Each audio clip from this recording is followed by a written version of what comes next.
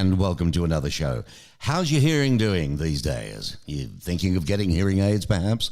Well, you might want to listen up because there is a new FDA rule providing greater access to hearing technology. And you need to really know about this before buying a hearing aid. Kate Carr is the president of the Hearing Industries Association, the HIA, and Thomas Powers, Ph.D., is an audiologist and industry consultant. Welcome to the Mark Bishop Show, both of you. Thank you so much. Thank you. Well, modern hearing aids, they've come a long way. They're sleeker, more comfortable, I guess, guys.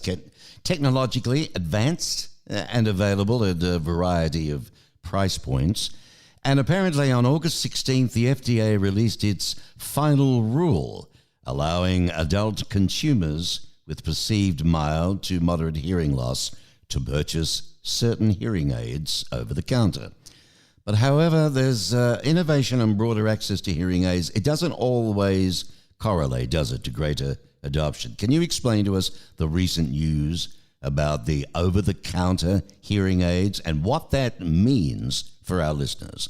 Mark, that's a great question, and you set it up beautifully. What the FDA rule has done is to create a new category of devices with very specific specifications that are associated with it, and that's the OTC hearing aid. And it is for adults 18 and older, perceived mild to moderate hearing loss, and it doesn't require a visit to a hearing professional. If you have severe to profound hearing loss, if you're a child, you then need to have prescription hearing aids. So there are two categories, and a prescription device is only sold by a hearing care professional. So understanding how sales happen, and it varies because devices are regulated by the FDA, but sales and professionals are regulated at the state level. So we now have a new category of medical devices that will be available come mid-October, 60 days after the release of the final rule. No visit to a hearing care professional required, but in our opinion, strongly advised. So really then, this new category will expand access to hearing aids by creating additional pathways for a consumer to purchase a hearing aid online or in the mail or in an array of brick and mortar outlets, I guess, with the assistance of a hearing professional. Now, this reduces the cost of treatment, I guess, but not requiring the services of a professional.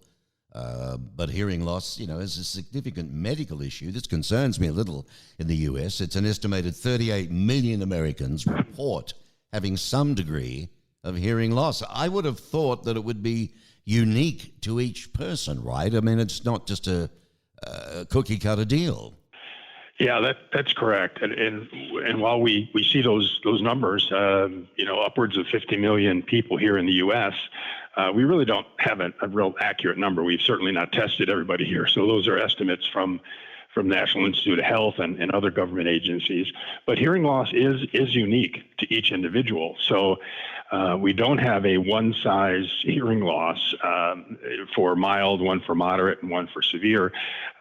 When you get a hearing test, we test a number of frequencies. If you think about frequencies like tones on a piano or something, from low to high frequencies. And so each person's hearing loss is a little unique. So while over-the-counter devices will have amplification that's appropriate for mild to moderate, it could be if you have a unique pattern, if you will, to your hearing loss, you may not get the full benefit of that device unless it's maybe fine-tuned to your hearing loss. So for a great many people, we can say there's sort of a standard sort of pattern to hearing loss, and those devices will be, manufactured to fit that need. But again, having a hearing test so we know exactly the degree of your hearing loss, the shape of the hearing loss, and those specific environments you're having difficulty, you can get some direction from that hearing professional. And if an OTC is the way to go, either they'll have it available or they can direct you where to go, so that if you do invest that money in getting a device, it's something that's going to give you benefit. And that's the most important part. We don't want people to get devices that are not appropriate or don't give them the benefit they're looking for. Yeah, my word. Well, Thomas, as you were saying, everybody is unique. I mean, each person, it could be aging, I guess, noise exposure, medical treatment, injury, genetics. I mean, there's lots of things, isn't there, that are associated with high rates of isolation when it comes to depression, dementia, balance issues that could lead to falls, to require hospitalization. I mean, the role of a hearing professional, to me, is critical.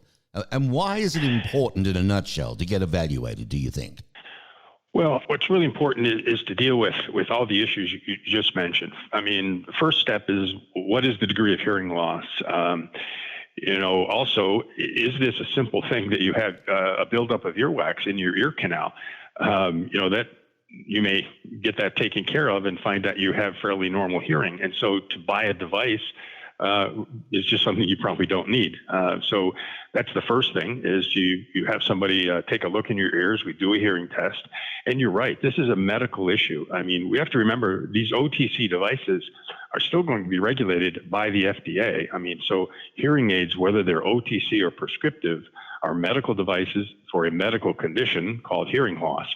And so all of the things that can be helped by treating your hearing loss, bringing you out of social isolation, the risk of cognitive decline, the risk of falls, all of those are risk factors that can be somewhat mitigated by treating your hearing loss, because if you are more active, you're going to be healthier. If you're talking with your family, you're not going to have as much social isolation. So this is not just about fixing your hearing, because your hearing goes to your brain. And of course, we still have a lot of brain function going on here. And so it really is about dealing with your overall health by dealing with your hearing health. Well, Yeah, very important. And, some people say, well, look, is it easy to find a hearing professional? I mean, how to get tested? And how long does a hearing test typically take anyway? But what's the best way to find you? Well, we can find on our website, hearing.org. You can find a link there that can help you find a hearing professional in your area. So it takes you right down. You can find it in your area and your zip code, and find someone who can do that hearing test for you. And then once you find that professional, you get a hearing test. And know exactly what your hearing loss is. So finding a professional and getting the hearing test is the first step. And then depending on your needs, you continue to move forward. Okay, so folks, hearing.org, all right? Hearing.org. Yeah. And Kate, I'd like to ask you before we go, as president of the Hearing Industries Association, is there anything that you'd like to add that maybe you haven't brought up yet that concerns you? I would say that we need to get over stigma associated with hearing loss. We live in a world where AirPods and earbuds are popular, and yet people still think, I'm not old enough to wear hearing aids. I'd like to see people get over that. I'd like to see more people understand hearing health. We pay more attention, I believe, to our dental needs, our vision needs, our overall medical needs. Yet, as Dr. Powers emphasized, hearing health is related to all of those things. It's an important part of being a healthy person who will be engaged and, enjoying life to the fullest. Yeah, it is very important. And people don't realize the wax that Dr. Powers touched on before. It's different in different countries how they go about trying to get that out when you go to the doctor. But gee, I wish there was a very modern way of doing it and an easy way of doing that, because it is important.